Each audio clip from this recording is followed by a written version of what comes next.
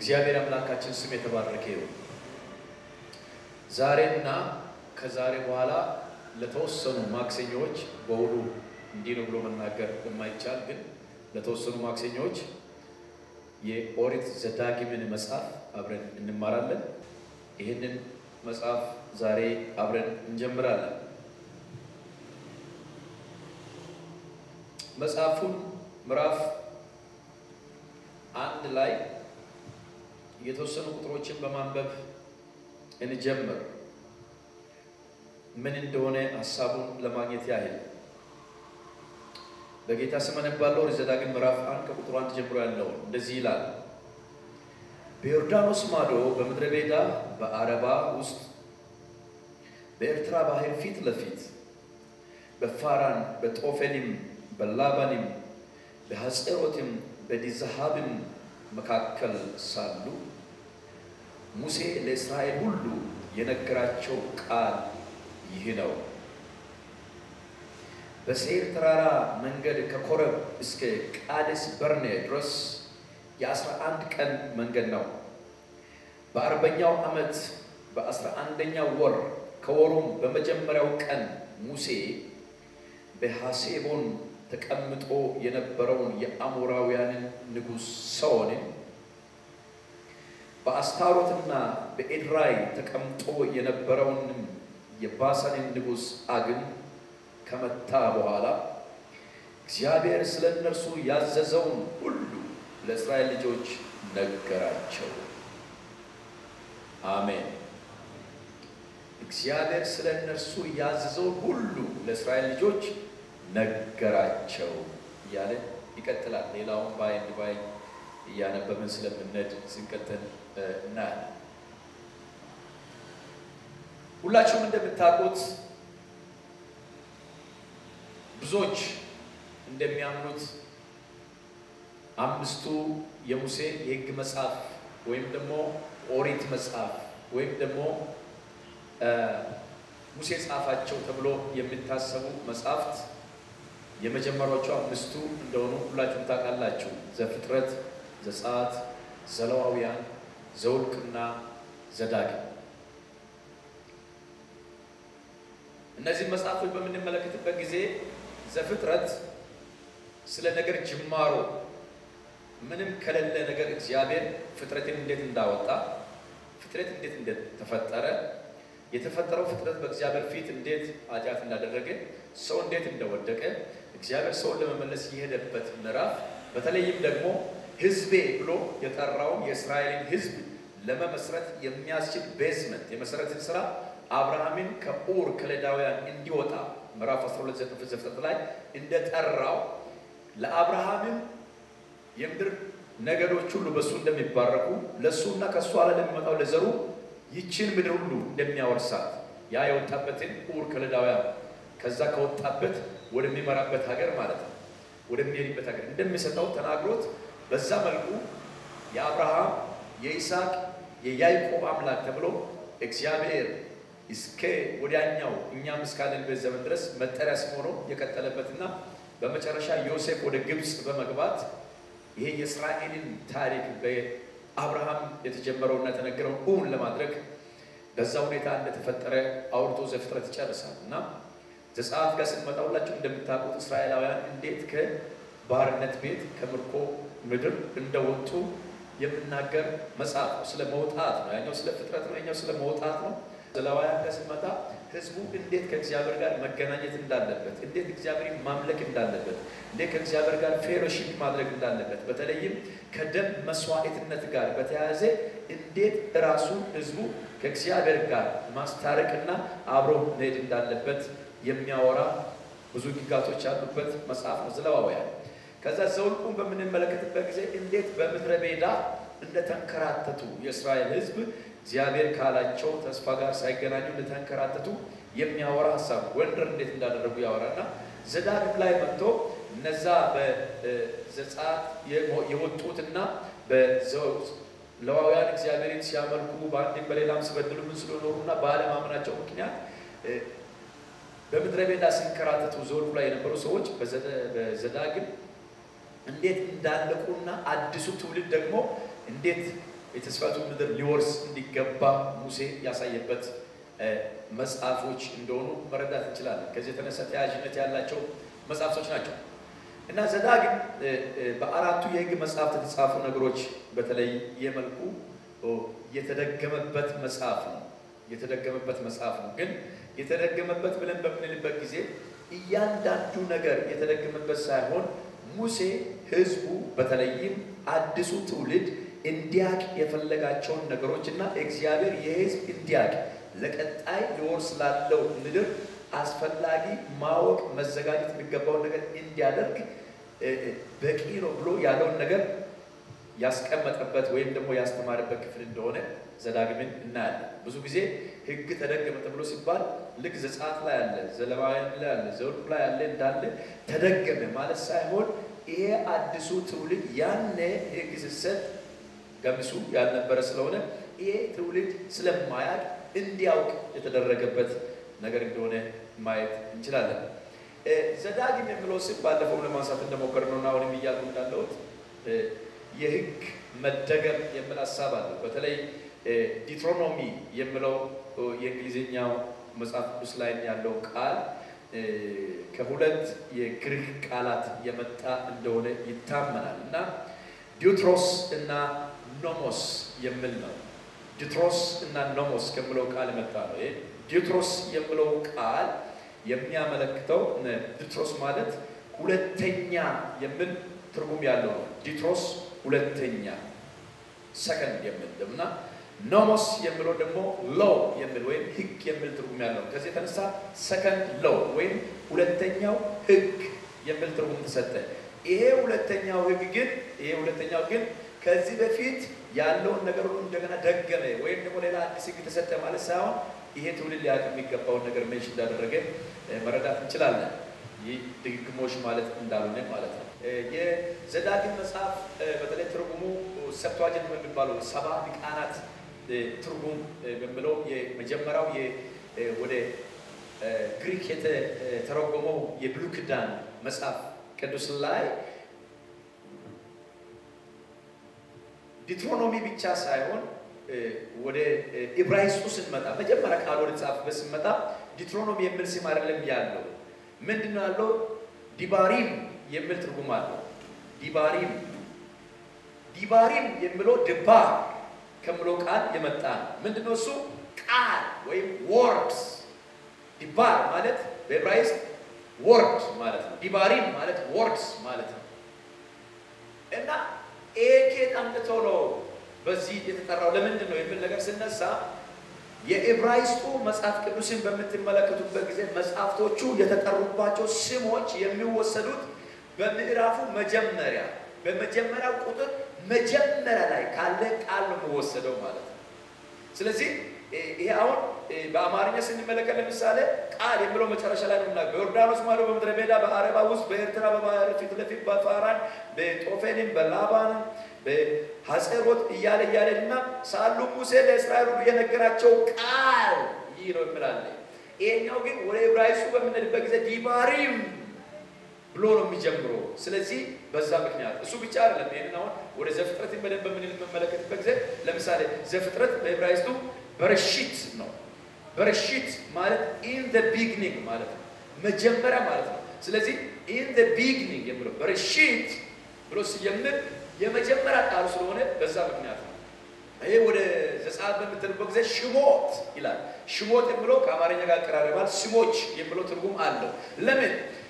ዘጸአት ልክ የሚያወራው ወደ ግብጽ የወረዱትን የእስራኤል ወይም የያዕቆብ ልጆችን ቁጥር የእስራኤላውያንን ቁጥር በመዘርዘር ስሞቻቸው ብሎ ስለሚጀምር ማለት ነው። አንዳንድ ሰዎች ምናልባት አይ ዲትሮኖሚ አይደለም ትክክለኛው ስሙ ዲባሪም ነው የሚል ነገር ካሉ ልክ ነው። በዕብራይስጥ ዲባሪም ነው ቃሉ የተወሰደው ደግሞ መጀመሪያ የዕብራይስጡ ቃል ሲጀምር ዲባሪም ብሎ ስለሚጀምር ነው የሚል ነገር አስይዞ ማለፍ ጥሩ ነው። ባለፈው ስናነሳ እንደነበረው በተለይ መጽሐፋችንን በምናነበበት ጊዜ በኋላ ውስጡ ምዕራፍ 1 ስናይ ልንረዳ እንደምንችለው ሙሴ ለምንድን ነው ይህንን ሕግ ኦልሞስት ከ38 ዓመት ገደማ አካባቢ በኋላ ለምን እንደገና ደገመ ተብሎ ቢባል ያኔ ሕጉ በሚሰጥበት ጊዜ እድሜያቸው ከ20 ዓመት በታች የሆኑ ሁሉ ይሄን ነገር በደንብ አያውቁትም፣ አልሰሙትም። አሁን ደግሞ ያሉት እነሱ ብቻ ናቸው። 20 ዓመት እና ከዛ በላይ ያሉት ሁሉ አልቋል፣ ሞቷል። ስለዚህ አዲስ ትውልድ ነው ያለው። ይሄ አዲስ ትውልድ አሁን የት ነው ያለው ተብሎ ቢባል የተስፋይቱን ምድር ወደ መውረስ ሊገባ ነው ያለው። ሰው ሙሴ ምን እያላቸው ነው? በእድሜው መጨረሻ ላይ ሆኖ የተስፋይቱን ምድር ለመውረስ እግዚአብሔር ከዚህ በፊት የተናገረውን ነገር እያነሳ አሁን ያሉበትን ነገር በደንብ እያስተማራቸው ወደፊት ስለሚገጥማቸው ነገር አንዳንድ ነገርን ሲያሳያቸው እንመለከታለን ማለት ነው። በተለይ ቀድሞ ከነበሩት ሁሉ ከሙሴ ከካሌብና ከኢያሱ በስተቀር ሌላ ማንም ሰው በዚህ ጊዜ እንዳልነበረ የሚታወቅ በጣም በሚገርም ሁኔታ ዘዳግም የሙሴ የስንብት መጽሐፍ ነው ተብሎ ይታመናል። የሙሴ የስንብት መጽሐፍ ነው። ለምንድን ነው የሙሴ የስንብት መጽሐፍ የሆነው ብሎ ነገር በምታዩበት ጊዜ ክፍሉንም ስናነብ ልንረዳ እንደምንችለው በዚህ ጊዜ ሙሴ 120ኛ ዓመቱ ነው። ሁላችንም እንደምናውቀው የሙሴ በምድር ላይ የቆየው የእድሜዎቹ ቆይታ በሶስት አርባዎች የተከፋፈለ ነው። በሶስት አርባዎች የመጀመሪያው ግብጽ ከተወለደ በኋላ የፈርዖን ልጅ አግብታ ወደ ቤተ መንግስት ከወሰደችው በኋላ በቤተ መንግስት ለ40 ዓመታት እንደቆየ መጽሐፍ ቅዱሳችን ይነግረናል። በ40ኛ ዓመት ሲወጣ ባየው ነገር ግብፃዊው እስራኤላዊውን ሲጎዳው አየና ግብፃዊውን ገደለ፣ አሻ ውስጥ ቀበረው። ኔክስት ዴይ ደግሞ ሲወጣ በሚቀጥለው ቀን ማለት ነው እስራኤላውያን እርስ በርስ ትናንትና ያ ግብፃዊውን ሲገድል ያየ ሰው ዛሬ ደግሞ እርስ በርስ እስራኤል ከእስራኤል ጋር ሲጋጩ አየና ለምን ትጣላላችሁ እናንተ ወንድማማቾች አይደላችሁም ሲል ትናንት ግብፃዊውን እንደገደልክ ልትገለኝ ትፈልጋለህ በሚል ይህ ነገር ታውቆብኛል ብሎ ፈርዖን ከሰማ ይገለኛል በማለት ግብፅን ለቆ ሄደ። ወደ ዮቶር ቤት ሄደ። ከዛም በኋላ በዛ ቆየ። በዛ ከቆየ በኋላ እንዴት እንደያካሄዱ ታውቃላችሁ? 40 ዓመታት ያህል በጎችን ሲያስወጣ ሲያስገባ ነበረ። በ80ኛው ዓመቱ ነው ምድረ በዳ ዳርቻ ላይ በጎቹን ነርቶ እያለ የሚነድ ግን የማይቃጠል ቁጥቋጦ ተገለጠለት እና እግዚአብሔር ሕዝቤን ነፃ አውጣልኝ የሚል ነገር አለው። ከዛ በኋላ ወደ ግብጽ መጣ። ሕዝቡን ከግብጽ ካወጣ በኋላ 40 ዓመት ሕዝቡ በምድረ በዳ የተንከራተተውን ወይም ደግሞ ሕዝቡ ቆየው ጊዜ ከሕዝቡ ጋር ቆይቶ በ120ኛው ዓመት ምን ሆነ? ሞተ ማለት። በጣም በሚገርም ሁኔታ የዘዳግም መጽሐፍ በምታዩበት ጊዜ ኦልሞስት በአንድ ወር የተከናወነ ነገር ነው የዘገበን። በአንድ ወር ጊዜ ውስጥ በተለይ የሙሴ መጨረሻዎቹ የኑዛዜ ቃል ብለን በምንልበት ጊዜ ምንድነው ሙሴ በዚህ ጊዜ ሊሞት በጣም በሚገርም ሁኔታ ኢቭን የሳምንታት እድሜ ነው ቀረው። የሳምንታት እድሜ ለምን ብላችሁ ብትሉ ቅድም ባነበብኩበት ስፍራ በሴር ተራራ መንገድ ከኮሬብ እስከ ቃዴስ በርኔ ድረስ የ11 ቀን መንገድ ነው። በ40ኛው ዓመት በ11ኛው ወር ከወሩ በመጀመሪያው ቀን ይላል። ስለዚህ በ11ኛው ወር ከወሩ በመጀመሪያ ቀን ነው ሙሴ ይሄን ነገር ማድረግ የጀመረው መናገር የጀመረው። በስንተኛው ዓመት? በ3ኛው ዙር 40ኛ ዓመት ሙሴ 120ኛ ዓመቱን ጀምሮ 11 ወር ኦሬዲ ሞልቶ በ11ኛው ወር መጀመሪያ ቀን ላይ ነው ማለት ነው ይሄን ይተናገራል። እና ከዚህ በኋላ ያለውን ታሪክ በምታርቁ ጊዜ ኦልሞስት የሳምንታት እድሜ የ4 5 6 ሳምንት አካባቢ ጊዜ የፈጀ ያህል ጊዜ ቆይቶ ከዛ በኋላ ሙሴ እንደሞተ የሚታመን ነው። ከዚህ የተነሳ ነው የስንብት መጽሐፍ ብለን የምንለው ማለት ነው። እና ዘዳግም መጽሐፍ ስንመለከት በሶስት ዋና ክፍሎች ከፍለን ማየት እንችላለን። የዘዳግም መጽሐፍ በሶስት ዋና ክፍሎች ከፍለን ማየት እንችላለን።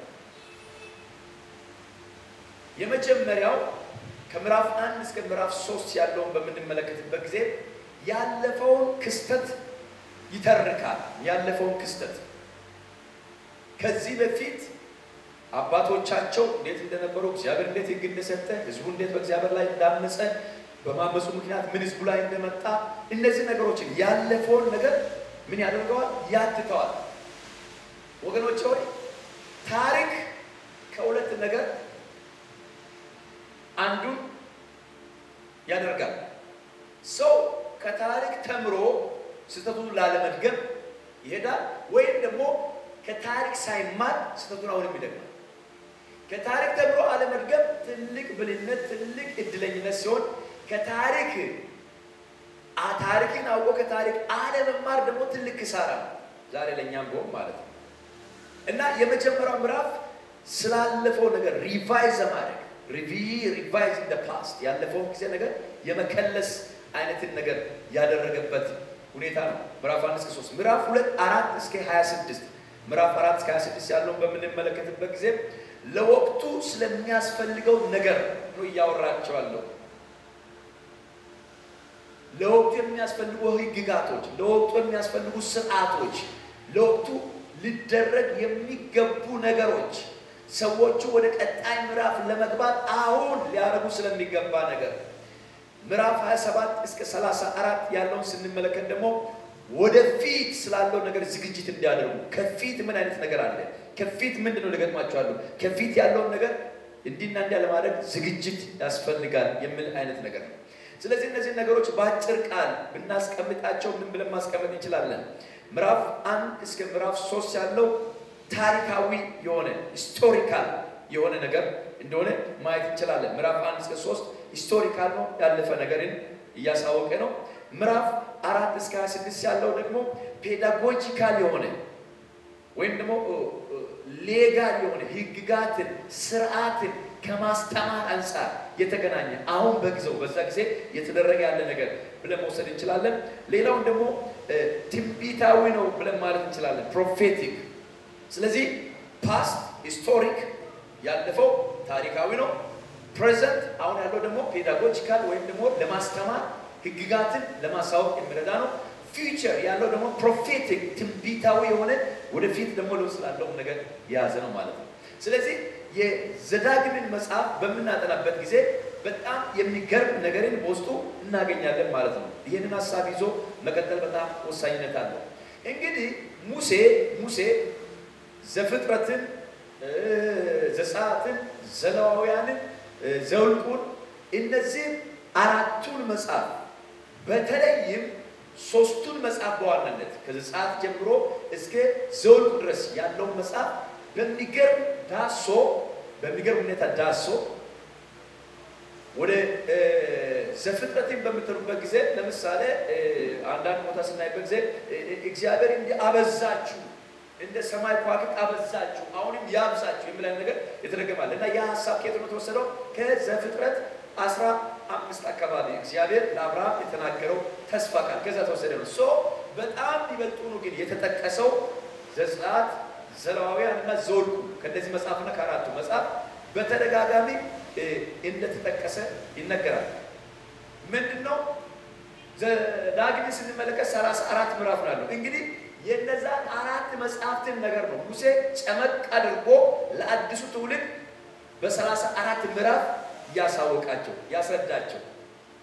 አንድ ጻፊ ያለው ነገር በጣም ስለሚጠቅም ልናገር እዚህ ጋር እንዴ ሙሴ ያን ሁሉ ሰፋፊ ምዕራፍ ያላቸውን አራት መጽሐፍት እንዴት በ34 ምዕራፍ ብቻ ጠቅሎ ቁጭ አደረገ የሚል ነገር ሲባል ሙሴ ለዚህ ትውልድ የጻፈው ትውልዱ ሊጠቀምበት የሚገባው ዋና ነገር ብቻ ነው። እስራኤላውያን አመጹ፣ እንዴት አመጹ፣ በምን መንገድ አመጹ፣ ምን አደረጉ አመጹ፣ እንደዚህ ሆነ ያ ነገር እንደሆነ ብሎ እያንዳንዱ ዲቴል ገብቷል። አንዳንዱ አለፈ። ለምን ለኔና ለእናንተ ዛሬ ዘኍልቍን ስናይ ወደኋላ ተመልሰን ስናይ ለትምህርታችን ተቀማ ለዛ ትውልድ ግን ኦሬዲ ለመውረስ ዝግጁ የሆነ ትውልድ ስለሆነ ለዛ ትውልድ አድሬስ ማድረግ ያለበትን የጊዜው መልእክት በጣም ሰለክቲቭ በሆነ መልኩ ሙሴ እንደዳሰሰላቸው ብዙዎች ያምናሉ። ዘዳግምን ከአራቱ የሕግ መጽሐፍት አንፃር ስንመለከት ወደ 250 ጊዜ ያህል ከአራቱ መጽሐፍት ኮት አድርጓል ወይም ተጠቅሟል። ዘዳግም ከዘፍጥረት፣ ከዘጸአት፣ ዘሌዋውያን፣ ዘኍልቍ አንፃር ስንመለከት ወደ 250 ጊዜ ያህል ከዛ ኮት ያደረገው ወይም ደግሞ እዛው ተጻፈ ነገር እሱ ደግሞ ሙሴ በዘዳግም ላይ የተጠቀማቸው ቃላት እንዳሉ ይታመናል። እንዲሁ ደግሞ ከዚህ ጋር ተያይዞ በአጠቃላይ ብሉይ ኪዳን አንፃር ስንመለከት ብሉይ ኪዳን አንፃር በየምንልበት ጊዜ ከነዚህ ከአራቱ ሕግ መጽሐፍ ውጪ ብሉይም አለ አይ ከዛ ጋር ብሉይ አለ ነገር ግን ብሉይ ኪዳን ላይ ዘዳግም ከ350 ጊዜ ያህል ተጠቅሷል ማለት በሌሎች መጽሐፍቶች ዘዳግም ነው በሌላ መጽሐፍ ከዘዳግም በኋላ ያለው ኢያሱ ከኢያሱ መጽሐፍ ጀምሮ እስከ ሚልኪያስ ድረስ ያሉት መጽሐፍቶች ላይ ስንት ጊዜ ተጠቅሷል ወደ 350 ጊዜ ያህል ዘዳግም ተደጋግሞ ተጠቅሷል እነዚህ ነገሮች ለምን ነው የምታወራው የምትያቀ ቢነሳ አንዱ መጽሐፉ በመጽሐፍ ቅዱስ ውስጥ ምን ያህል ኢምፖርታንት ቦታ እንደነበረው የሚያሳዩ ነገሮች ናቸው ተደጋግሞ መነሳታቸው ማለት ነው ከዛ ውጪ ወደ አዲስ ኪዳን ስንመጣ ወደኛው ኪዳን እንኳን ስንመጣ ወደ 95 ጊዜ ያህል ዘዳግምን ከማቴዎስ ወንጌል እስከ ራእይ ያሉ መጽሐፍቶች በአንድም በሌላም ጠቅሶታል ማለት ነው ከዘዳግም ስለዚህ ለአዲስ ኪዳን በጣም ሪሌቫንት ነው ኢቭን ሌላ ዘዳግም ላይ በጣም የሚገርመው ነገር ምንድነው ዘዳግምን አንዳንድ ሰዎች gospel of love ይሉታል የፍቅር ወንጌል ብሎ ይተረጉሙታል ዘዳግምን ለምንድነው የፍቅር ወንጌል ወይም gospel of love ብሎ ያሉት ብለን በምንልበት ጊዜ በዘዳግም መጽሐፍ ውስጥ ከሌሎች የሕግ መጽሐፎች በተለየ መልኩ ፍቅር የሚለው ቃል ወይም love የሚለው ቃል ወደ 21 ጊዜ ተጠቅሷል love የሚለው ቃል እና ይሄ ምንድነው መነሻ ሐሳቡ ብሎ ብለን ብንጠይቅ ሰው ሕግጋቶቹ የወጡትን ሕግጋቶች ሰዎች መጠበቅ የሚገባቸው እግዚአብሔርን ከመውደዳቸው የተነሳ መሆን እንዳለበት አጽንኦት ሰጥቶ የምናገር ክፍል ነው ማለት ነው ማለት እግዚአብሔር ይገለናል ይቀስፈናል ያጠፈናል ይህና ያን እርምጃ ይወስድብናል የምን አይነት ነገር ብቻ ሳይሆን እንደዛ አይነት ነገር ብቻ ሳይሆን እግዚአብሔርን ሕግ የሚጠብቁት ልክ በአዲስ ኪዳንም ብትወዱኝ ምን ጠብቁ ትእዛዝን ጠብቁ እንደተባለ ዘዳግም ላይ ያ ሐሳብ እንደምንጸባረቅ ብዙዎች ይሄንንም ያነሳል ስለዚህ ቅድም ካነሳው ነገር አንፃር በብሉይ ኪዳን መጽሐፍት ውስጥ 350 ጊዜ ዘዳግም ተጠቅሷል በአዲስ ኪዳን ውስጥ 95 ጊዜ ተጠቅሷል በድምሩ ከአራቱ የሕግ መጽሐፍት ወይም ከሱ በፊት ካሉት መጽሐፍት ውጪ ዘዳግም በተቀረው 62 ወይ 61 የመጽሐፍ ቅዱስ መጽሐፍቶች ውስጥ ስንት ጊዜ ተጠቅሷል ማለት ነው 445 ጊዜ ያህል ተጠቅሷል እንግዲህ 445 ያህል ጊዜ ይሄ ነገር ሲጠቀስ የሆነ ለየት ያለ አቴንሽን እንድንሰጠው ልንጠቀምበት እንደሚገባ አመላካች ነገር እንደሆነ ማየት እንችላለን ኢቭን እሱ ብቻ አይደለም ጌታችን መድኃኒታችን ኢየሱስ ክርስቶስም ከነዚህ ሕግ መጽሐፍ ተብሎ ከተቀመጡት አምስቱ የሕግ መጽሐፍ በተደጋጋሚ የጠቀሰው ዘዳግምን ነው ባለፈው ለነገራችሁ እንደሞከርኩት በተፈተነበት ጊዜ ሶስቱም ጊዜ የጠቀሰው ዘዳግምን ነው ለሰይጣን መልስ በሰጠበት ጊዜ ከዘዳግም ኮት ያደረገው ከዛ ውጪ ኢቭን እንደኔ ያለ ነብይ ከወንድሞቻችሁ መካከል ያስነሳላችኋል ተብሎ የተነገረለትን ትንቢት እንኳን ሪፈር ሲያደርግ የነበረው ዘዳግም ላይ ካለው መሆኑና በጣም ሌሎች ብዙዎችም እንዳሉ ማየት እንችላለን ይህን ያህል የተወሰነው ነገር በዚህ ሁኔታ ካየን እንግዲህ እስራኤላውያን ከግብፅ ከወጡ በኋላ ወደ ሲና ተራራ በመጓዝ ሲና ተራራ በ3ኛው ወር ነበር በ3ኛው ወር በ15ኛው ቀን ነበር የደረሱት ስለዚህ በ105ኛ ቀናቸው ነው ማለት ነው ከየት ተነስቶ ከግብፅ ከወጡ በኋላ ሲና ተራራ የደረሱት ሲና የደረሱት 3 ወር ከግማሽ ሆነ ወደ ሳምንት በሆነ ጊዜ ውስጥ ሲና ደረሱ ይሄንን ዘጸአት ምዕራፍ 19 ቁጥር 1 ላይ መመልከት ትችላላችሁ እና ሲና ከደረሱ በኋላ እግዚአብሔር በሲና ተራራ ላይ ምን አደረገ ክብሩን ገለጠ በሲና ተራራ ላይ ክብሩን ገለጠ ከዛም በኋላ ሕጉን በሙሳ አማካኝነት ሰጣቸው ከዛ በኋላ በሲና ቆዩ ከግብፅ ከወጡ በኋላ በሁለተኛው ዓመት ከሁለት ወር ጉዟቸውን እንደገና ጀመሩ ከግብፅ ከወጡ በሁለት ዓመት በሁለተኛው ወር ከግብፅ ከወጡ በሁለት ዓመት ከሁለት ወር ከሲና ጉዟቸውን ጀመሩ ማለት ነው አሁን የምናየው ክፍል ማለት ነው ጉዟቸውን ጀመሩ ስለዚህ ምን ነው የምንረዳው ሲና የደረሱት ከግብፅ ከወጡ በስንት ጊዜ ውስጥ ነው 3 ወር ተኩል ጊዜ ነው ሲና ደረሱት ከዛም በኋላ ከሲና ደግሞ ተነስተው ጉዞ ወደሚቀጥለው ያደረጉት በምን ያህል ጊዜ ነው በሁለተኛ ዓመት በሁለተኛ ወር ያኛው በአንደኛ ዓመት በሶስተኛ ወር ተኩል ነው አሁን ይሄ በሁለተኛ ዓመት በሁለተኛ ወር ጉዞ እንደገና ቀጠሉ ስለዚህ በሲና ወይም ሲና አካባቢ እስራኤላውያን ምን ያህል ጊዜ ቆይቷል ማለት ይቻላል ከአንድ ዓመት ያነሰ ጊዜ ነው። በዛ ብሎ ጊዜ አይደለ? ሶስተኛው ወር ላይ ወጡ፣ እዚህ ጋር ሁለተኛው ወር ላይ። ስለዚህ 11ኛው ወር አካባቢ ጉዞ ቀጠሉ ማለት ነው። እንደገና የቆዩ እና ይሄን 11 ወር ገደማ እግዚአብሔር ሕዝቡ እዛ ጋር እንዲቆይ ለምን ፈለገ የሚል ጥያቄ ስነሳ ቅድም እንደተባለው እግዚአብሔር ሕጉን የሰጠበት ቦታ ስለሆነ ይህንን ሕግ ሕዝቡን በደንብ እንዲረዳ በደንብ እንዲያውቅ ስለፈለገ በዛ እንዲቆዩ አደረገ። የመገናኛው ድንኳን በዛ ነው የተሰራው። ሌዋውያንና ካህናት እግዚአብሔርን ለማገልገል የተለዩት በዛ ስፍራ ነው። ከዛ እግዚአብሔር እንዴት እሱን ማምለክ እንዳለባቸው ሊያስተምራቸው እና ሕጉንም ሊሰጣቸው ስል ነው ያንን 11 ወር አካባቢ በዛ ምድረ በዳ በሲና ተራራ አካባቢ እንዲቆዩ ያደረጋቸው ማለት ነው። አያችሁ እግዚአብሔር ወደ ሆነ ነገር ውስጥ ሊያስገባል የሆነ ነገር ሊያስወርሰን ስል የሚቀድም ነገር አለ። ይሄ በጣም አዲስ ኪዳን ላይ ወደ በኋላ ላይ በምናይበት ጊዜ በጣም ተመሳሳይነት ያለው ነገር ነው የምናየው። እስራኤላውያን ቀጥታ ከነበሩበት ነገር ከወጡ በኋላ ወደ ሆነ ነገር ሺፍት ማድረግ ሲጀምሩ የተቀበላቸው ለም የሆነ የተሳካ የተስተካከለ ነገር ሳይሆን ምድረ በዳ ነው። በዛ ምድረ በዳ መካከል ግን የሕግን መምህር እንደተባለው እግዚአብሔር አምላክ ሕግን ሰጣቸው። እንዴት እንደሚያመልኩት ያለውን ነገር አስተማራቸው። ለዛ ነው በዛ ስፍራ የቆዩት። እንግዲህ አሁን ባለበት ስፍራ እንዳየነው ከኮረብ እስከ ቃዴስ በርኔ ባይዘዌ ኮረብ ስልና ሲና ስል ኦልሞስት አንድን ስም ነው እያለ ያለው። ኮረብና ሲና አንድ ናቸው። አንዳንዶች ምንድነው የሚሉት ኮረብ የሚባለው ሰፊው የተራራው ስፋት ሬንጁ ሰፊው ሲሆን የተራራው ሬንጅ ሲሆን ሲና ደግሞ ጫፉ እንደሆነ አንዳንድ ሰዎች ይላሉ። ግን ሌሎች ደግሞ ኮረብና ሲና ለአንድ ተራራ የተሰጠ ሁለት ተለያየ ስም ነው ብሎ ይላሉ። እና ከዛ ተነስተው እስከ ቃዴስ በርኔ ድረስ የ11 ቀን መንገድ ነበረ ይላል። እንግዲህ ሁላችንም እንደምናውቀው በመጽሐፍ ቅዱስ በተደጋጋሚ የሚጠቀስ ለምሳሌ ኢየሱስ ክርስቶስ ከአንድ ከተማ ወደ አንድ ከተማ ሲሄድ እነ ጳውሎስ ከአንድ ከተማ ወደ አንድ ከተማ ሲሄዱ ብዙ ጊዜ በማይልስ ሲገልጹ አናይም፣ ወይም በኪሎ ሜትር ሲገልጹ አናይም። ምንድነው ብሉት የአንድ ቀን መንገድ፣ የሰንበት መንገድ ያህል፣ የሶስት ቀን መንገድ እያሉ ነው የሚገልጹት ማለት ነው። በዛ ጊዜ የተለመደ ነው በዚህ አይነት ሁኔታ መግለጹ። እንግዲህ እዚህ ጋር ብሎ ነው የሚገልጹት የ11 ቀን ከየት እስከ ከኮረብ ወይም ከሲና እስከ ቃዴስ በርኔ ድረስ የ11 ቀን መንገድ ነበረ።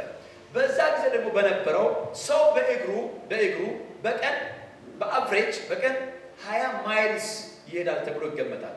20 ማይልስ ማለት ወደ ኪሎ ሜትር ስንቀይር ስንት ነው? ወደ 32 ኪሎ ሜትር 1.6 ነው። 1 ማይልስ 1.6 ኪሎ ሜትር ነው። ስለዚህ ወደ 32 ኪሎ ሜትር ሰው በእግሩ ይጓዛል ተብሎ ይገመታል።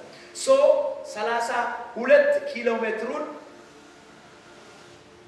በአንድ ቀን 32 ኪሎ ሜትር ከሄደ 11 ቀን ስንት ኪሎ ሜትር ነው የሚሄደው? 362 ቀን አካባቢ ይሄዳል ማለት ነው። ስለዚህ 362 ኪሎ ሜትር ነው። ስለዚህ 11 ቀን ነው የሚፈጀው። ይሄን ነገር በደንብ ያዙ። ዝም ብዬ አይደለም የሚያነሳው። ቃዴስ በርኔ ማለት ወደ ከነዓን ወይም ወደ ተነገረላቸው ወደ ተስፋይቱ ምድር የመግቢያ በር ናት። ሳኦል ከነገሰ በኋላ ታውቃላችሁ እስራኤል በጣም ጠንካራ ነበረችው። መቼ ነው? በማን ዘመን? በዳዊት ዘመን ነው። በሳኦል ዘመን ኢቭን ተከፋፈለ አይደል እንዴ? እስራኤል እኮ በጣም የደከመችበት ነው። በዳዊት ዘመን በጣም ጠንካራ ሆነች። በዳዊት ዘመን ብዙ ቦታ ድል አደረገች። ከዛ ሰለሞን ቀጠለ። በሰለሞን ዘመን ደግሞ የባሰ የሰፋ ነገር ሆነ። ኢቭን በዳዊትና በሰለሞን ዘመን እንኳን እስራኤል የያዘችው ከተገባላት አንፃር ጠላቶቿን እያስለቀቀች የያዘችው ከተቀመጠላት እግዚአብሔር ሰጥቻቸዋለሁ ብሎ ካላቸው 1/10 ነው። 30,000 ስኩዌር ማይልስ ብቻ ነው እስራኤላውያን ጠንክራ ይዛለች በተባለበት ዘመን እንኳን የያዘችው። በሚገርም ሁኔታ ማለት ነው። በጣም በሚገርም ሁኔታ ዘዳግም ምዕራፍ 1 ከቁጥር 1 እስከ 5 ያለውን ስትመለከቱ ቅድም አሁን ያነሳሁትን ሐሳብ የሚያትት ነው። እግዚአብሔር ጀስት ከምን ያህል ጊዜ በኋላ እንቅስቃሴ እንዳደረጉና እግዚአብሔር ለአባቶቻቸው የተናገረውን ነገር ሊያደርግላቸው እንዳለ የሚያትት ነው። ቁጥር 6 እና 8 ላንብበው እስቲ። ቁጥር 6 ጀምሬ ቅድም አላነበብኩም። አምላካችን እግዚአብሔር በኮረብ እንዲህ ብሎ ተናገረን እንዲህ ብሎ ተናገረን በዚህ ተራራ የተቀመጣችሁት በቃ ተመልሳችሁ ተጓዙ የት በኮሬብ ማለት ነው ይሄ ምን ማለት ነው ይሄ ምን ያህል ጊዜ ነበር በኮሬብ ቆዩት 11 ወር አካባቢ በኮሬብ ቆዩ ለምን እንቆዩ ተፈለገ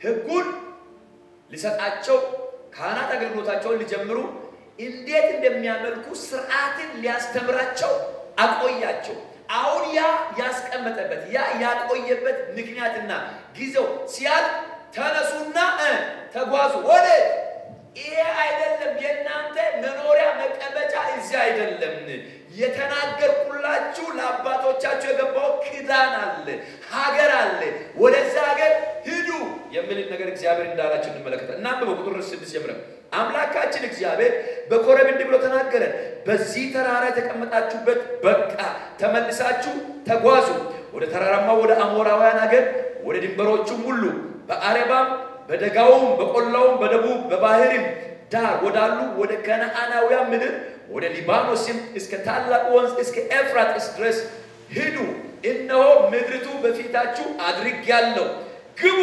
እግዚአብሔር ለእነርሱ ከእነሱም በኋላ ለዘራቸው ይሰጣት ዘንድ ለአባቶቻችሁ ለአብርሃምና ለይስሐቅ ለያዕቆብም የማለላቸውን ምድር ውረሱ ይላል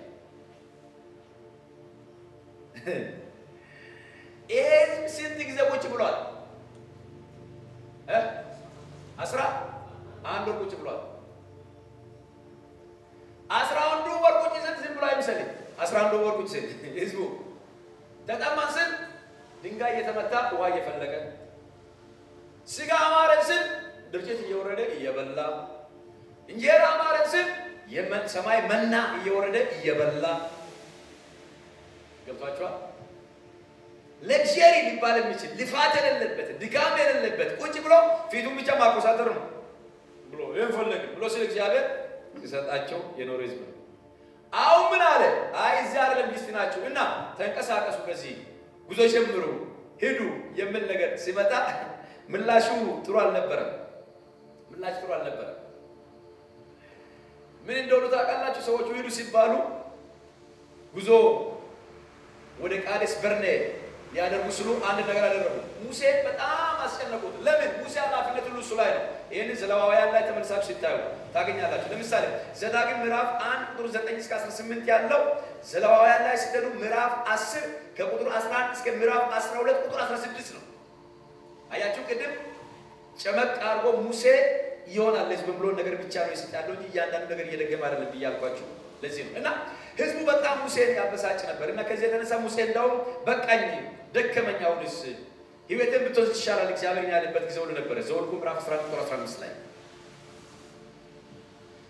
ከዛ በኋላ አንድ ነገር ነው እንደምታውቁት የህይወት የሙሴ አማት ነው የሚባለው የባለቤቱ አባት ዮቶር ወደሱ መጣ ዮቶር ሌላ ስም አለው ማን ራቤል ተመሳሳይ ናቸው አንድ ስም ነው ሁለቱም ያን ሰው ስም እና ዮቶር መጣ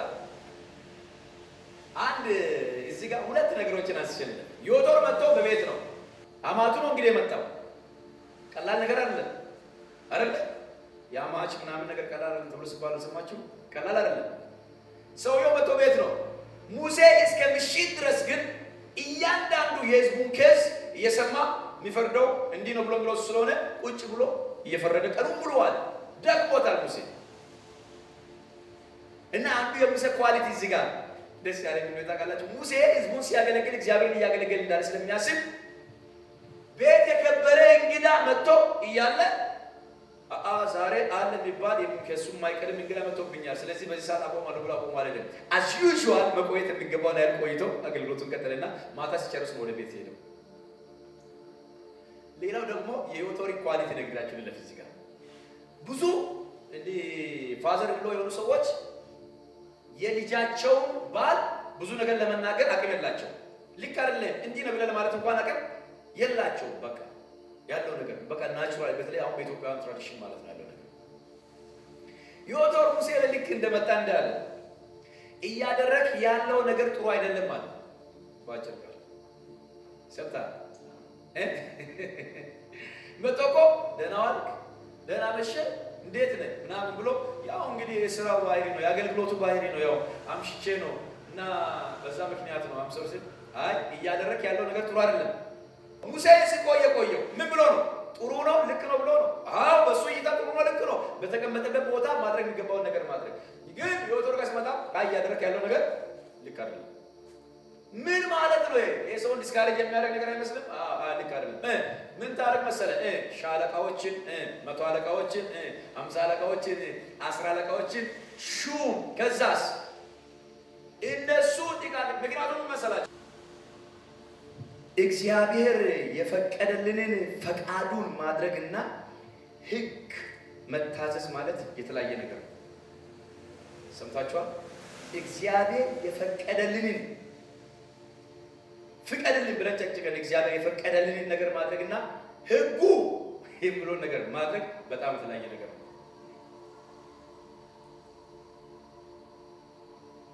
እስራኤል ንጉሥ እንዲኖረው የእግዚአብሔር ፈቃድ ነበር ወይ? ነበር ወይ? አይደለም። ሕዝቡን አለ ንጉሥ አንግስልን። ለምን አላችሁ? ለሳሙኤል አሉት እንደ ጎረቤቶቻችን እንዳሉ አይዛቦች ለምን እነሱ ንጉሥ አላቸው በአጀብ የሚወጣ የሚገባ ትእዛዝ የሚሰጥ ፊዚካሊ አፒር የሚታይ እንደነሱ ሰው የሆነ ከመካከላቸው ተሹሞ በእነሱ ላይ ቁጭ ያለ ንጉሥ አላቸው። ከእነሱ እኛ በምን አንሰን ነው ከእነሱ ጋር እንመሳሰል? ሳሙኤል አላቸው ኧረ እናንተ ሰዎች ተው፣ የእናንተ ንጉሥ የዘላለም አምላክ እግዚአብሔር ነው። ተው ኧረ በፍጹም አይደለም። እንደነገለ ለእኛም ንጉሥ እግዚአብሔርን ጠየቀው ላ ሳሙኤል ሲጠይቀው እግዚአብሔር ሹምላቸው አለ። የእግዚአብሔር ፈቃድ ነበር አይደለም። እጅን የመጠምዘዝ ያህል ሰው ይሆናል እና ምን ሆነ? ፍጻሜ ውርደት፣ ውድቀት፣ ክሳራ ለንጉሱም ጭምር ጥፋት የሆነበት ነገር ሆነ። የሰላዮቹ የሆነው ምድሪቱን መሰለል ልክ እንደዛው ነው። የእግዚአብሔር ሐሳብ ሆኖ ሳይሆን ህዝቡ በዙሪያቸው ካሉ አይዛብ አንፃር ውጊያ ሰው እንዴት እንደሚዋጋና እንደሚያሸንፍ ሲሉ ሰላይ የሚባል ነገር ይላል። ሰላይ ሄዶ ምድሪቱን ሰልሎ ይመጣል። ከዛም በኋላ እዚህ እንገባለን፣ እዚህ ወጣለን፣ እንድናረጋለን፣ እንዲያርገን እንዲመታለን የሚል ነገር ነበር። በጣም የሚገርም ነገር ስሙ። ሰላዮቹ ሄደው ያመጡት ሪፖርት ምን አይነት ነው? እግዚአብሔር ሰላዮቹ ሳይሄዱ ገና ከግብጽ ሳይወጡ ማርና ወተት ወደሚታፈስ ወደ ተስፋይቱ ምድር ምን አደርጋቸዋለሁ? አገባቸዋለሁ ብሏል። አሁን የሄዱ ሰዎች ያንን ነገር አረጋግጧል አላረጋገጠም? አረጋግጧል አላረጋገጠም? አረጋግጧል። የሚገርም እኮ ነው የሰው ባይ አረጋግጠው የሚታይ የወይን ዘለላ ይዘው ወተት ምናምን የተባለው ነገር ይዞ የተለያየ ነገር ይዞ መጥተው እንደዚህ አሉ። ሙሴ እኮ ሪፖርት እያደረገ ነው። ለአዲሱ ትውልድ ነው የምነግረው። አባቶቻቸው ያደረጉትን የዛሬ 38 ዓመት የሆኑትን ነው የምነግራቸው። ወደ ኋላ ተመልሶ 38 ዓመት በፊት የሆኑት ነገር ስሙኝ አላቸው። የመጡ ሰላዮች ምድሪቱ እንደምታዩት ነው አሉ። ማየት ማመን ነው የእነሱ ችግር። እዛ ጋር ነው በእምነት ሳይሆን በማየት ነው የምመላለሱት። አያችሁ? ማየት ማመን ነው። ስለምን ስለምድሪቱ ይኸው አያችኋል። ፍሬዋ እንዲህ ነው፣ ይሄ እንዲህ ነው፣ ይሄ እንዲህ ነው። ምድሪቱ ደግሞ ስትገባበትና ያለውን ነገር ሲታይ መንገድ ከምንችለው በላይ ነው። እኛ መሸከም ከምንችለው በላይ ሆኖ ነው ብዙ ነገር ትተን የመጣነው። ለሳምፕል እንኳን ያመጣነው ትንሽ ነው የምን በጣም የሚገርም ነገር ነው። እሺ ግን ምን ያደርጋል? ወደ ምድሪቱ መግባት አንችልም። እኔ በጣም የገረመኝ አንድ ነገር ልንገራችሁ። እዚህ ጋር ምንም ነገር ሳይታይ የተስፋይቱ ምድር ማርና ወተት እንደምታፈስ ተናገረው ማለት ነው። ያ ነገር እውነት ሆኗል አልሆነም? እንዴት አወርሳቸዋለሁ ያለው ታዲያ አያምኑ። የሆነ ቀብድ ይዟል እኮ ትናንትና እኮ ምንም በሌለበት ነው ወጡ። አሁን ቢያንስ ከተናገረው ነገር ግማሹ ተፈጽሟል። ይሄው ፍሬው ትናንት በቃል ብቻ ነው ሰማችሁት። ይሄው ፍሬውን ይዘን መጥተናል እና ሰጣችኋለሁ ሰጥቻችኋለሁ ብሎ ያለውን እግዚአብሔርን እንዴት ማመን አቃታቸው እነዚህ ሰዎች? እነዚህ ሰዎች በነገራችን ላይ ይሄንን ነገር ሳያምኑ ቀርተው ተከራካሪ እንዲሆኑ ሰዎች ከበቂ በላይ የሆነ ታምራት ያዩ ናቸው። ስሙኝ፣ ከበቂ በላይ ታምራት ምን አይነት ተአምራት ባይዘይ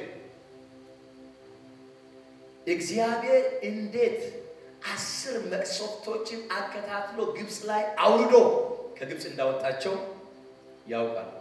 ግን ረስቷል። የለም ተአምር ነው። ከዛስ ከፊት ለፊታቸው የነበረው የቀይ ባህር እንዴት አድርጎ እንደ ተራራ አቁሞ እንዳሻገራቸው አይቷል። የእነሱ መሻገር ብቻ አይደለም፣ የግብጽን ሰረገሎች ከነጋራዶቻቸው እንዴት እዛ ውስጥ እንዳሰጠመ አይቷል። አለፉ መጡ። የሚገርም የእግዚአብሔርን አቅራቦት በምድረ በዳ አዩ። ውሃ በሌለበት ድንጋዩ ሲመታ ውሃ ሲፈልቅ፣ ምግብ በሌለበት ስጋ ብሎ ስሉ ድርጭት በማለዳ ወልዶ ሲበሉ፣ እንጀራ ስሉ የመጣቅ እንጀራ መሰለ ነገር እየወረደ እየበሉ ይሄ ሁሉ ተአምራት አይቷል። በጣም እኮ ነው የሚገርመው።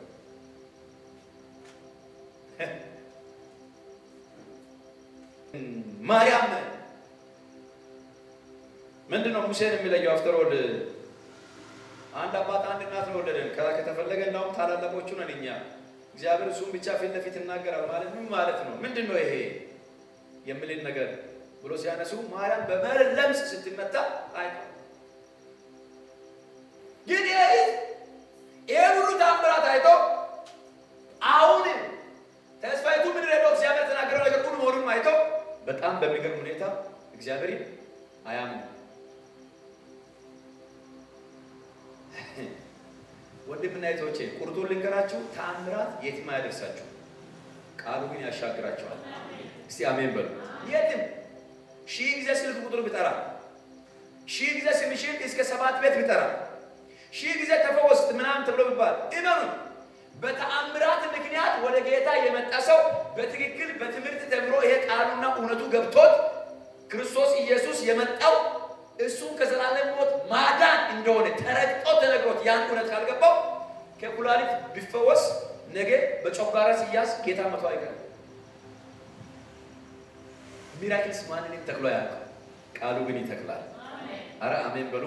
የዚህ ትልቁ ችግራቸው ይሄ ነው። እና ስለላ በሄዱበት ጊዜ ያው ከካሌብና ኢያሱ በስተቀር ሌሎች 10 ያሉትን ነገር ታውቃላችሁ። የሕዝቡ ልብ እንዴት እንዳወራ ይሄ ሁሉ ተረከላቸው። ቢ ኬርፉል እያላቸው ነው። በተለይ በጣም ያስጠነቅቃቸዋል። በተለይ ዘዳግም ምዕራፍ 6 ቁጥር 1 ላይ ስንመለከት ንገርም ነገር ነው የምላችሁ። እንዲህ ይላል፣ አንተ ልጅህም የልጅ ልጅህም በእድሜያችሁ ሁሉ ልትወርሷት በምትገባባት ምድር ታደርጓት ዘንድ አምላክህ እግዚአብሔርን ፈርተህ እኔ ለአንተ ያዘዝኩህን ሥርዓትና ትእዛዝ ሁሉ ትጠብቅ ዘንድ እድሜህም ይረዝም ዘንድ አምላካችሁ እግዚአብሔር እንዳስተማራችሁ ያዘዛትን ትእዛዝና ሥርዓት ፍርድም ይህች ናት። አንተ ልጅ የልጅ ልጅ ይሄን ይጠብቁ፣ ይሄን ሥርዓት ጠብቁ። በጣም በሚገርም ሁኔታ በቃዴስ በርኔ የመውደቃቸው ምክንያት ይሄ ነው። ታምራቱ አላስተዋሉ። መጽሐፍ ላይ የማስተውልስ ምን ሆነ? አልሰማሁም። ተገለበጡ።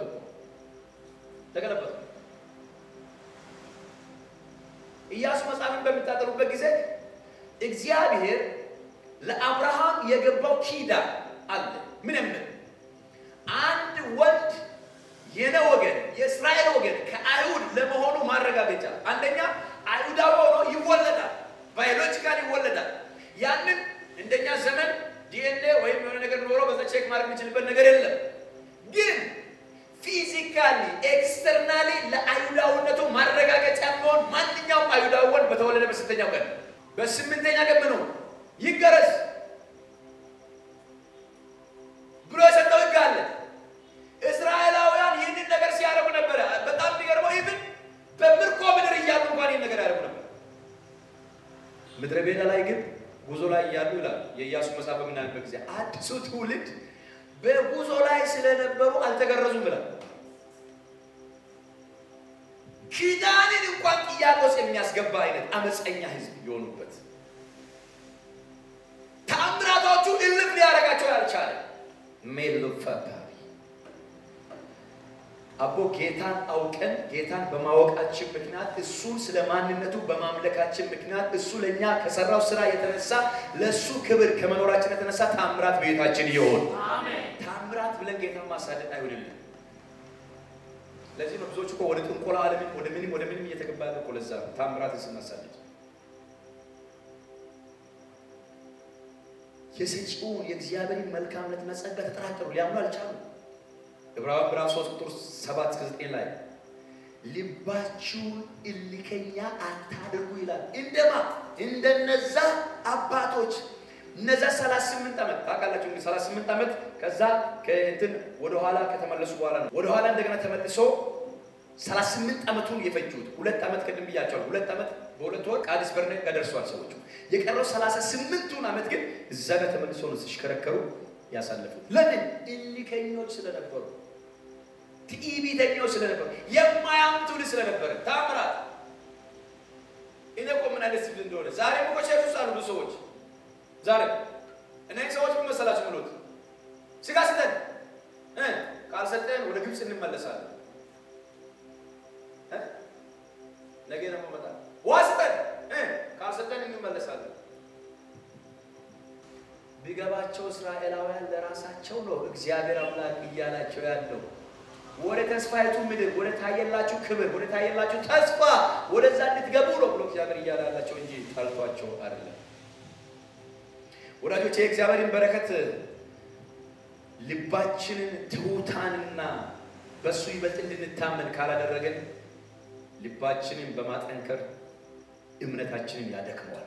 የእግዚአብሔር በረከት ራሱ የእግዚአብሔር በረከት እግዚአብሔር የባረከ በረከት ትሁትና እሱን ይበልጥ እንድትወደው እንድታከብረው ካላደረገ በሌላ አንፃር በተገላብጦሽ የሚያደርገው ነገር ምንድነው ብለህ ካልክ ልብን አጠንክሮ እምነትን ደካማ ያደርጋል።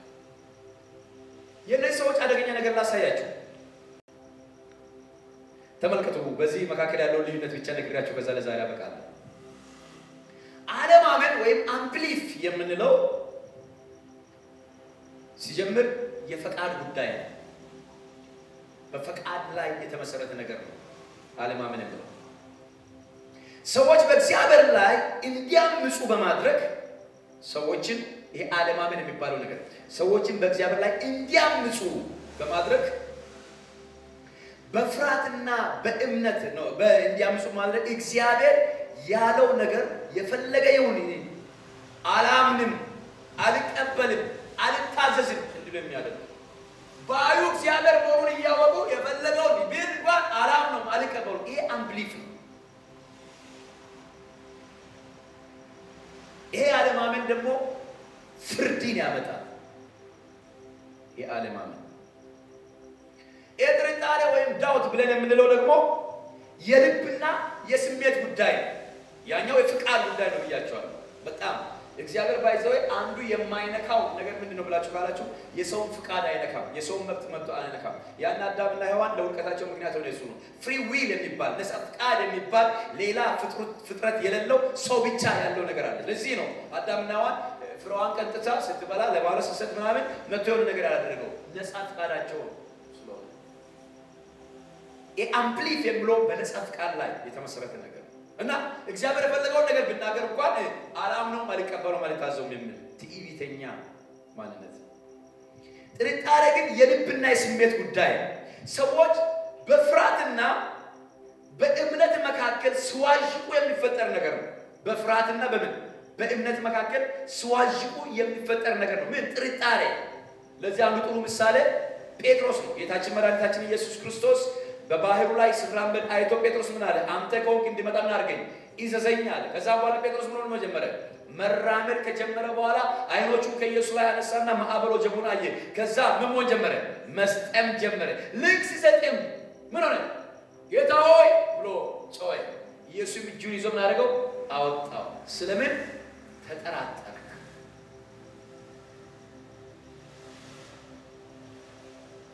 ተጠራጣሪ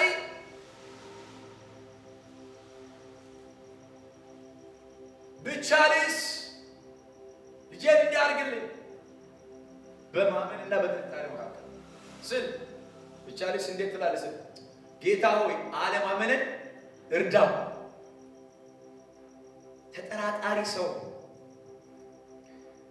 እግዚአብሔር ይረዳዋል፣ እግዚአብሔር ያወጣል።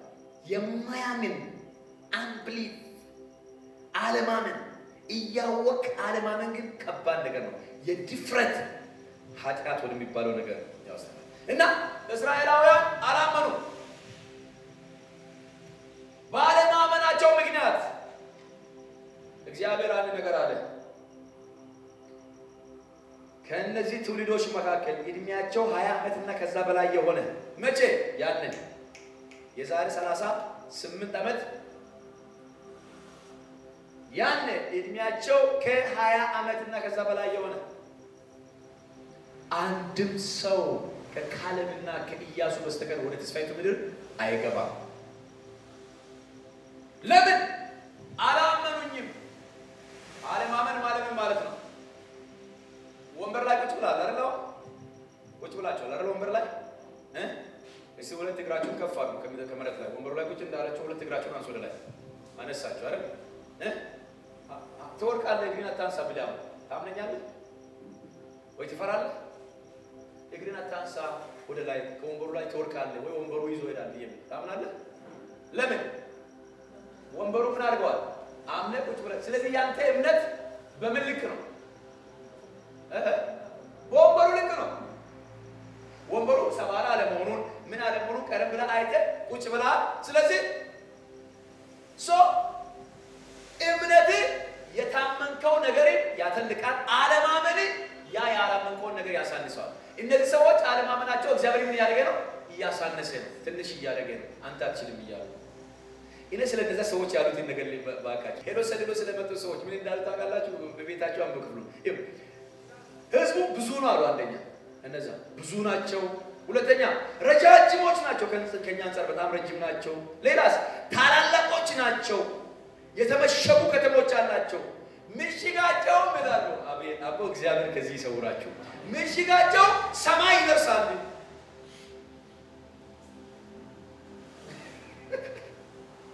ራሳቸው ቆላቸው እስታው ምሽጋቸው ሰማይ የሚደርሰው እነሱ 40 ቀን ነው እንግዲህ የሰልሎ የመጡት ከጉዞ ከምናምን ጭምር እዛ ከተማ ውስጥ እየበሉ እየጠጡ እየዋሉ እያደሩ ነው እንትን ያሉ ሰማይ በጌታ በኢየሱስ ክርስቶስ።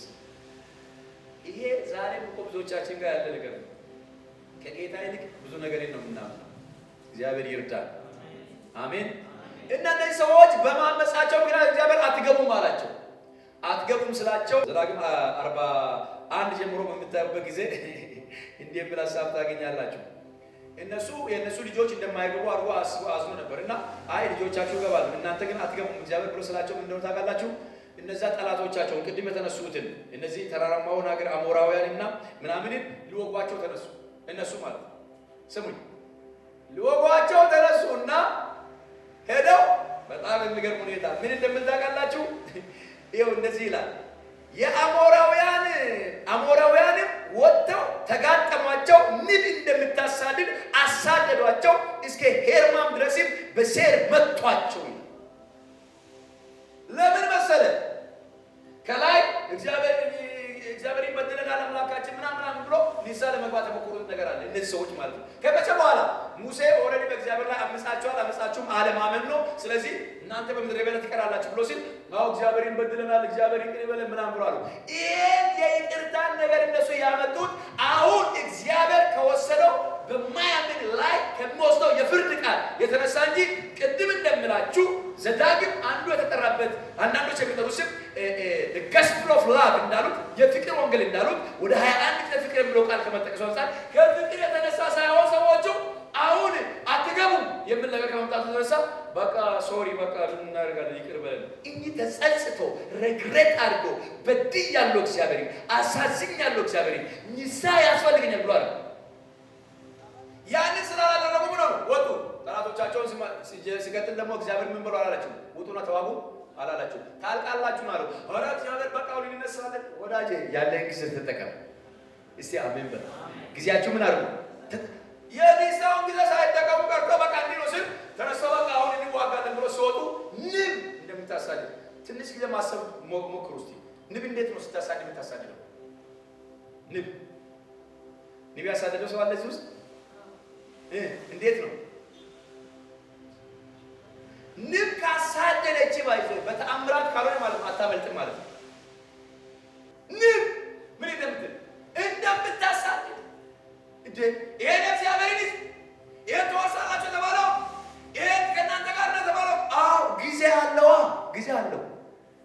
እግዚአብሔርን ባለማመን በደሉት። አስሩ ሰላዮች ተመልሰው መጥተው ከነገሯቸው በኋላማ ከካሌብ ከኢያሱ ከሙሴና ከአሮን ከአራቱ ውጪ ሌላው ህዝብ ሁሉ ይላል ወደ ድንኳናቸው ተመልሰው ቁጭ ብለው ወይኔ ጉዳችን በቃ አንዱ ገለቅሶ ይደርስ ወይኔ ጉዶኔ ያንን ተርትሬ ነበር ያንን ከግብጽ ባልወጣው ወይኔ ግብጽ ነውና አንዳንዶች ኮሚቴ እንደማዋቀር ነገር ነው እንመለስ ቤት ወደ ግብጽ እንመለስ አትመለሳት ምድረ በዳው ይወጣል ከላይ ትእዛዝ ወጣ ከባድ እኮ ነው እግዚአብሔር ወደ ግብጽ እንኳን ተመልሶ ወደ ተመኘው ግብጽ ተመልሶ እንዲኖሩ አልፈቀደላቸው ለምን እግዚአብሔር አለማመን እጅግ በጣም ትልቅ ኃጢአት ነው ይርዳን መድኃኒዓለም አረ አሜን በሉ ጠላቶቻቸውን አገኘን ብሎ ለመዋጋት ሲወጡ እግዚአብሔር ጨክኖ የሆነ እርምጃ መውሰድ ሲጀምር እየየከማል ባይዘው ብዙ ጊዜ እኛ ሀገርን እኛም ራሳችንን እንመልከት ብዙ ጊዜ ንስሐ ጸሎት የምታወጀው መቼ ነው